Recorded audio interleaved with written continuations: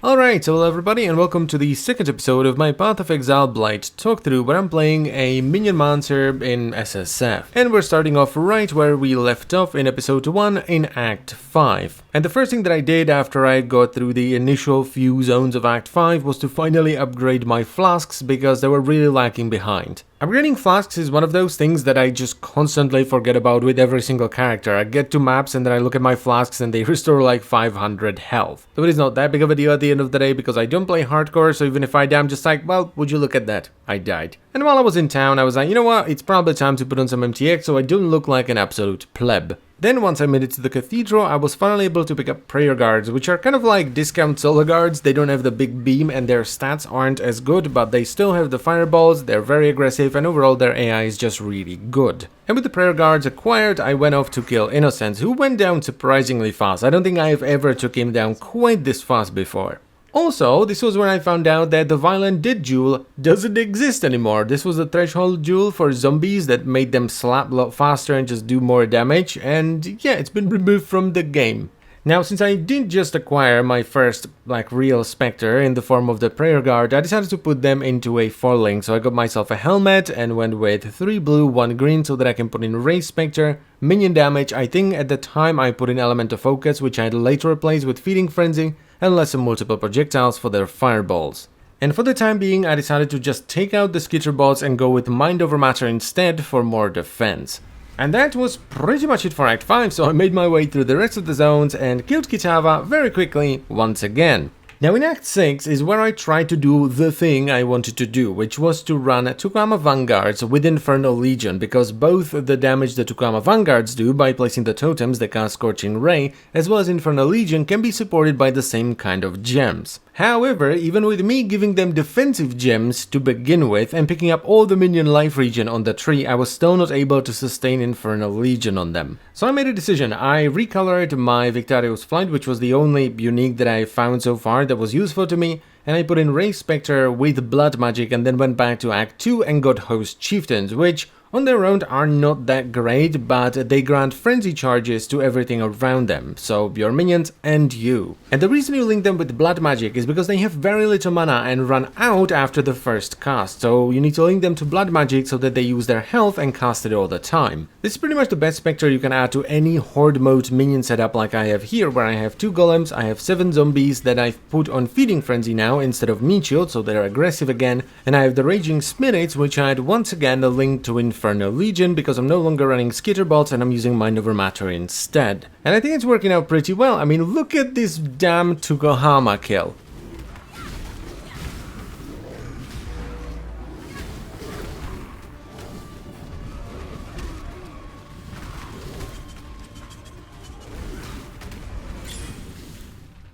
I know I say this a lot, but this was truly the fastest Tukohama kill that I've ever done. And it's the same with all the other ones. I mean, Chevron with Brutus, boom, dead. Abarath, dead. Right, the damage is just nuts, and the defense isn't too shabby either. I have almost 1800 health, and I have almost 500 mana on mind over matter on top of that. And I also have a ton of minions running around that are more often than not actually taking the damage instead of me. Then, a little bit after Abarath, I actually got a pretty cool drop. I heard the shink of a unique, and I go there and I see unique silk slippers, and there is only one unique variation of the silk slippers, and those are the Bones of Uller, which is a minion unique. Though they did change it with 3.8, because previously this would give you +1 zombie and +1 spectre, whereas now you get +1 level to all zombie and spectre gems, which is still good.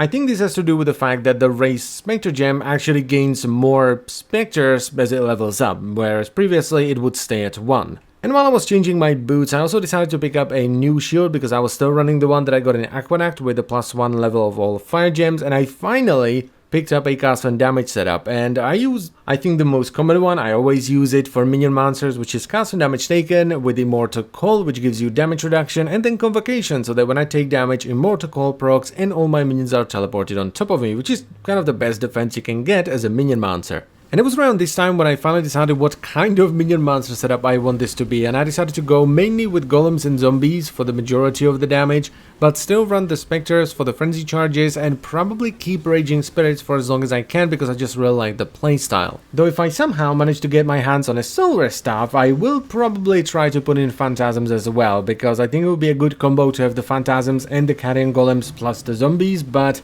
that is highly unlikely since I'm in SSF. Now, as I was progressing through Act 6 and I killed Rislatha, I went back to town to pick up the skill point from Rislatha, but to also cycle my prophecies, because prophecies in SSF are amazing, and one of the prophecies actually ended up being the Flesh of the Beast, which makes it so that when you kill a rare Bone Warped Warrior, you get a Belly of the Beast. Now, normally, the Belly of the Beast would not be my #1 choice for a character like this, but, I mean, I'm in SSF, I'm in Act 6, and I have a Belly of the Beast.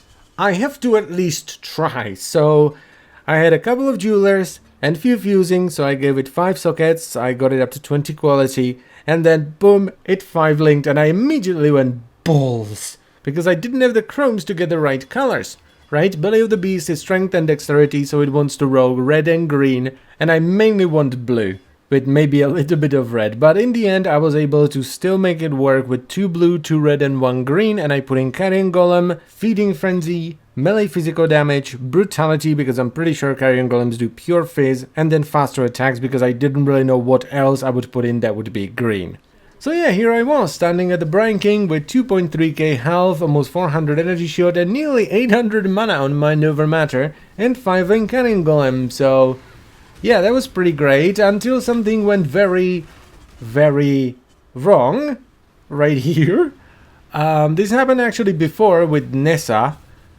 And yeah, this was basically the entire Brine King fight. Luckily though, the Belly of the Beast made me tanky enough so that I could just stand underneath the Brine King while my minion slapped him to death. Then, a little bit into Act 7, I got my first temple incursion, so I did that, and that was immediately followed up by my first abyss, which is actually going to play a massive role in this character. I'm going to be rolling abyss as much as I can. And that's because A, the chest you get at the end of the abyss can drop the Alone in the Darkness card, which gives you a Delve unique, which means I could get Soul Rest for the Phantasm setup. And B, Ghastly Eye Jewels are really strong. And from this point onwards, it's basically just smooth sailing. There is not much to talk about here. The only things that will happen are, well, I'll be killing minor gods and major gods, maybe upgrade an item here and there, and I will do lab. That's pretty much it.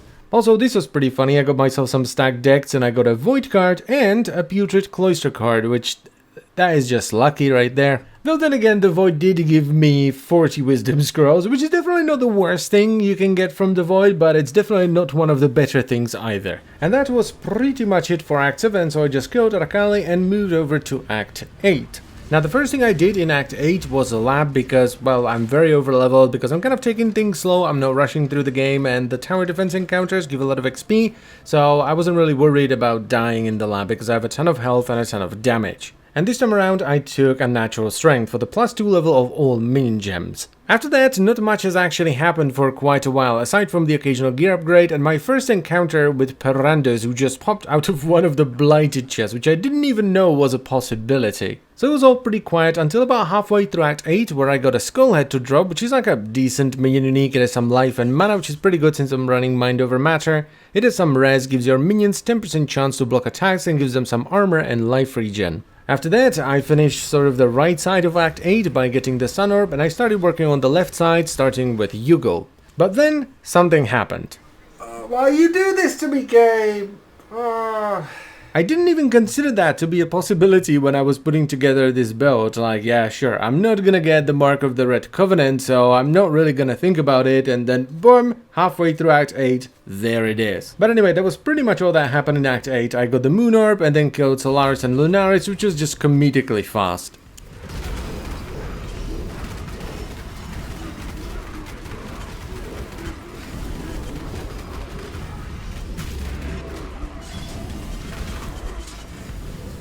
Now, originally, the plan here was to sit in Blood Aqueduct for a few hours and farm up a tabula, but every time I get to Act 9, I kinda see the finish line and I just want to get into maps. And I also have a 5-link Belly of the Beast, and I kinda didn't want to swap that out for a tabula, which doesn't have any stats, so I just kept going. I finished the first Syndicate encounter, I did all the side quests, I picked up all the waypoints, which is something that I like to do on every single one of my characters. I mean, you only do it once, so why not? And then this happened, and it made me very, very suspicious.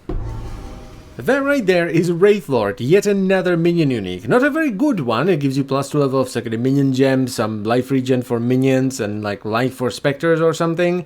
But it's still a minion unique, and at this point I'm just convinced that they ramped up the drop chances on minion uniques, which would make sense since, you know, this is the minion league. Then a little bit later, actually towards the end of Act 9, I got my second Alone in the Dark card, so maybe, just maybe, running the Soul Rest stuff in SSF might not be such a crazy idea. I found my first unique strongbox, it was a Red Blade strongbox, and I got the shield, and I also got my first Ghastly Eye jewel. And that's pretty much it for Act 9 as well. I killed General Anus, killed Kira, and I started lagging like hell and had to stop after I killed the Trinity. Somehow. And that is unfortunately it for the video. I don't even know if I'll be able to upload it because, well, this is what my internet decided to do. So I thank you very much for watching as always, guys. I hope you've enjoyed the video and I will see you some other time. Bye bye.